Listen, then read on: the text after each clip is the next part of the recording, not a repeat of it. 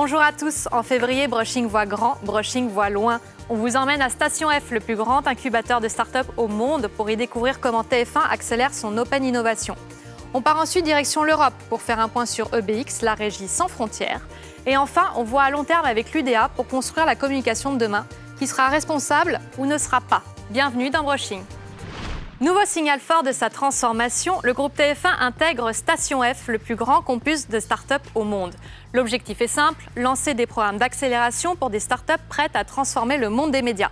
On était à l'inauguration, alors direction le 13e arrondissement, arrêt à la Station F. Jeudi 8 février, TF1 a rejoint l'aventure Station F. Cet immense bâtiment, en plein Paris, est entièrement dédié aux start-up. Le groupe TF1 y prend ses quartiers.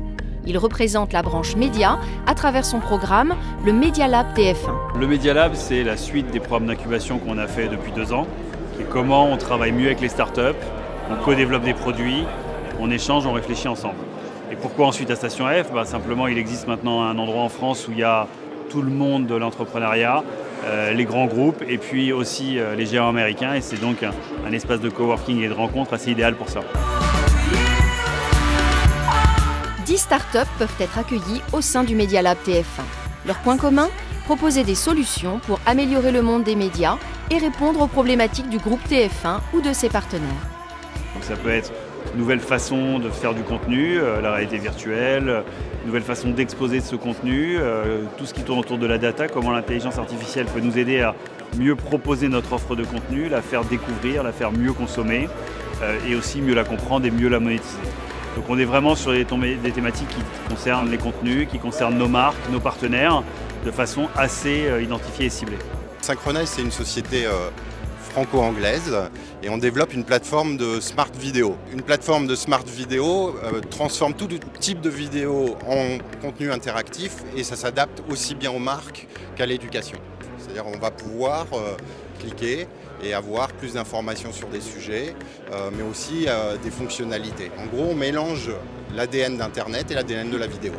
TF1, par ce programme d'accélération, nous permet d'aller bien plus loin qu'une relation simple de fournisseur-client. Et du coup, on rentre en profondeur dans les sujets et on peut affiner nos roadmaps. C'est un gros bénéfice pour nous.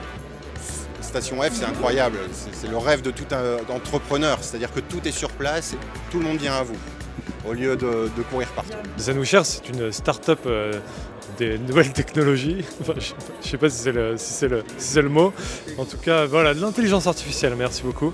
Nous avons développé un tag qui se place sur n'importe quelle plateforme web et qui observe la manière dont les utilisateurs interagissent avec le contenu. Ça va être les mouvements du pointeur de souris, leur trajectoire, les accélérations, la manière dont ils font défiler l'écran. Pour le groupe TF1, l'enjeu est de qualifier chaque nouvel utilisateur qui arrive sur la plateforme du point de vue de la personnalité et de lui proposer des contenus et surtout des annonces, des publicités qui vont convenir à sa personnalité. Donc pour nous, c'est très excitant, c'est une chance unique d'être exposé à l'écosystème et on a le plus beau stand de toute l'histoire de notre start-up aujourd'hui. Voilà. On est dans un échange où tout le monde apporte quelque chose, les startups, leur innovation, leur vitesse, nous, nos problématiques et la capacité de les industrialiser. On est convaincu que ce mélange culturel, ce mélange de compétences, il va produire pour la start-up, pour TF1, des débouchés à plus ou moins long terme et que c'est la façon de mieux préparer notre futur. En janvier, l'Union des annonceurs a pris les choses en main. En lançant le programme FAIR, elle a voulu mobiliser les marques pour une communication plus respectueuse, accessible et responsable. TF1 Initiative, la démarche sociétale du groupe TF1, était évidemment partenaire de l'événement. Pour ceux qui n'y étaient pas, Jean-Luc Chétrit nous explique tout. La confiance entre les marques et leur public, elle est à un plus bas historique. Seulement un quart des Français disent avoir confiance dans les grandes marques. C'était plus de 50% il y a une dizaine d'années. L'UDA a décidé de prendre un certain nombre d'initiatives pour recréer les conditions de cette confiance. Et donc on a lancé en effet il y a quelques jours le programme FAIR. FAIR, c'est 15 engagements pour une communication responsable pour que dans ces domaines, les entreprises signataires montrent la voie. Et donc c'est un programme de progrès avec un objectif à 2 ans qui va être sur tous ces sujets de montrer de manière public, donc avec beaucoup de transparence. On va créer une plateforme auquel pourront accéder les Français et ils pourront vérifier que les marques qui s'engagent tiennent leurs engagements. Alors, 5 thématiques qui couvrent cet univers de la communication responsable, depuis l'élaboration responsable des messages, à l'éco-socio-conception des messages publicitaires, à la diffusion maîtrisée, à la représentation de l'ensemble des publics, donc une dimension responsable dans la relation avec les partenaires des annonceurs. Oui, il y a un sujet qui est très important aujourd'hui, qui est le fait de montrer la diversité de la société et donc, par exemple, d'éviter une récurrence de stéréotypes. Les exemples les plus connus sont par exemple la position de l'expert. Est-ce que c'est une femme ou est-ce que c'est un homme qui est plutôt naturellement avec la blouse blanche, qui conduit le 4x4 ou qui conduit la petite voiture? Une étude américaine a par exemple montré que quand on ne montre pas de stéréotypes dans une publicité, le retour sur investissement est supérieur de 25% à un film qui montre des stéréotypes. Et puis le deuxième engagement important, c'est 8% de la population française qui souffre de problèmes auditifs. L'engagement des marques signataires, c'est de sous-titrer l'ensemble de leur campagne publicitaire. La publicité est le reflet de la société. Donc elle a une responsabilité pour moi. Vous achetez pas une voiture parce qu'il y a une belle fille à côté. Vous achetez une voiture parce qu'elle vous plaît ou vous avez besoin de changer la vôtre. Alors nous, on est très fiers d'avoir des partenaires comme TF1. Pourquoi? Parce que TF1 s'engage sur ces sujets depuis longtemps. Il y a beaucoup d'initiatives qui ont été prises par TF1 qui sont des exemples d'engagement sur des sujets de responsabilité. Puis dans les univers de la publicité digitale, TF1 est aussi en train de réfléchir à comment assurer une meilleure qualité, une meilleure expérience et nous souhaitons évidemment les accompagner dans cette démarche. La couverture médiatique de l'événement est extrêmement importante aussi et nous a permis d'ailleurs depuis de recueillir la signature de plusieurs nouveaux adhérents. On s'est donné comme objectif d'ici la fin de l'année d'avoir peut-être une centaine d'entreprises qui soient signataires. Quand les plus grands médias européens s'unissent, ça donne EBX. 3 lettres pour désigner cette nouvelle régie pan-européenne. 3 lettres qui ont pour ambition de proposer aux annonceurs des campagnes vidéo digitales dans un environnement 100% brand safe et premium. Plus facile, plus sûr et plus efficace, Brushing vous explique en détail ses avantages. L'un prend ses quartiers à Londres, l'autre pilote le projet pour TF1 depuis Boulogne. Et aujourd'hui, 3 lettres les réunissent, EBX.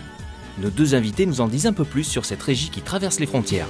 EBX, c'est une alliance autour de la commercialisation des inventaires premium des régies. L'idée étant d'avoir cette approche pan-européenne et une commercialisation pan-européenne face à des acteurs de plus en plus internationaux. C'est donc la consolidation des inventaires digitaux premium, des contenus télé, des groupes allemands ProSieben, italien et espagnol Mediaset et du groupe TF1 et de Channel 4 demain. Nous avons annoncé EBX à Cannes cet été. On vient renforcer EBX depuis le début de l'année avec Channel 4 l'anglais et l'arrivée de son CEO, donc Chris Kelly. Justement, Chris, c'est lui. Et il nous donne la température du marché depuis l'annonce d'EBX. On sent beaucoup d'enthousiasme. Mes collègues pourront vous le confirmer. Nous avons déjà eu un nombre de demandes impressionnant et la liste des partenaires intéressés est déjà longue. C'est un grand plaisir de pouvoir annoncer qu'on est officiellement ouvert et prêt à répondre à tous les besoins de nos clients. Pour le groupe TF1, l'avantage c'est effectivement d'être en avance et d'anticiper ce mouvement des annonceurs vers des approches qui seront pan-européenne puis mondiale. L'avantage pour les annonceurs, donc à travers ce guichet unique que sera EBX, sera de pouvoir toucher en une seule fois les leaders de chacun des pays. Pour l'annonceur, c'est une proposition complètement différente sur le marché, premium, brand safe, ça c'est très important et c'est vraiment le seul endroit où il pourra retrouver ça sur un environnement consolidé et sur des contenus qui soient multi-pays. L'annonce est faite, la structure est mise en place. EBX est donc prêt pour la suite. L'objectif de cette année, c'est de permettre aux agences et aux annonceurs de pouvoir acheter dans notre écosystème en toute facilité.